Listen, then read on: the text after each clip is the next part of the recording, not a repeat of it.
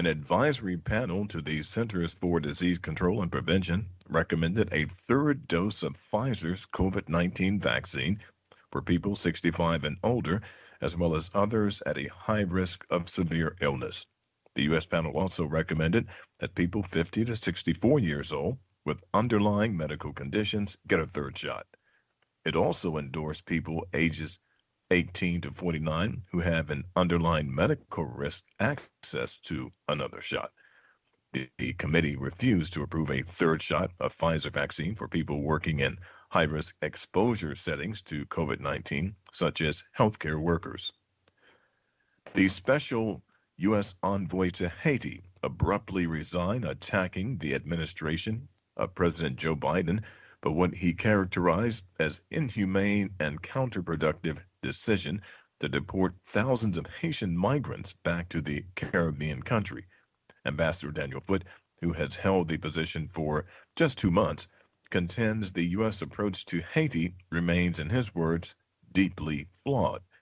The U.S. has allowed thousands of Haitian migrants into the U.S. to seek asylum, but is sending others back on up to 7 flights to the homeland. Meanwhile, the Department of Homeland Security temporarily suspended use of horse patrols at the border after border agents on horseback were corralling some Haitian migrants last Sunday to push them back toward Mexico. The action of the agents have been widely condemned by the White House and top government officials, but no conclusions have been reached yet about how the agents were performing their jobs. The U.S. House of Representatives Select Committee investigating the deadly January 6th riot at the Capitol has subpoenaed 4 former members of Donald Trump's administration, including Mark Meadows, who served as Trump's White House Chief of Staff, Steve Bannon, a White House advisor to Trump, former White House Deputy Chief of Staff Dan Scavino, and former Defense Department official Kash Patel were also subpoenaed and instructed to produce materials and appear for depositions, according to the committee chairman, Denny Thompson. A mob of Trump supporters stormed the Capitol back on January 6 as Congress was meeting to certify Democrat Joe Biden's election victory. So far, nearly 600 people have been arrested on charges tied to the attack. South Korea's call to declare a formal end to the Korean War is premature, as there is no guarantee it would lead to the withdrawal of the U.S. hostile policy toward Pyongyang. North Korea's state media KCNA reported the statement on Friday, citing the vice foreign minister. South Korean President Moon Jae-in on Tuesday repeated a call for a formal end to the Korean War in an address to the UN General Assembly and proposed that the two Koreas, with the United States or with the United States and China, make such a declaration. After 3 years of war, North Korea signed an armistice with South Korea in 1953. However, the formal state of war between the two nations still exists. Here in the U.S., police say a lone gunman opened fire inside a grocery store in the state of Tennessee, east of the city of Memphis, killing 1 person, wounding 12 others on Thursday. Chief Dale Lane of the Collierville Police Department said some of the victims suffered serious injuries. He said SWAT teams moved in and found the gunman dead of an apparent self-inflicted gunshot wound. Authorities are looking into the motive for the attack. And Peruvian authorities on Thursday said they have decided to cremate the body of Abimel Guzman, the founder of the Shining Path rebel group that killed tens of thousands of people in the 1980s and 1990s and spread his ashes in an undisclosed location. The cremation would end more than a week of controversy over what to do with the body of one of Peru's most reviled figures. Guzman, 86, died September 11th from an apparent infection while serving life in prison for terrorism.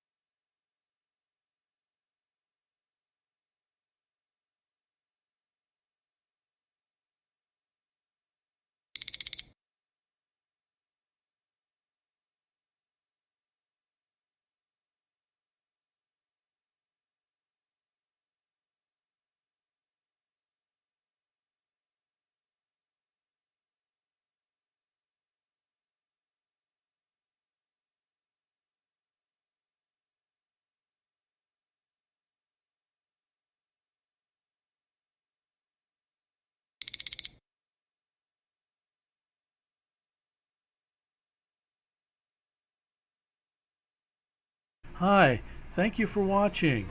I hope the videos are useful for you. Please subscribe to my channel using the button below.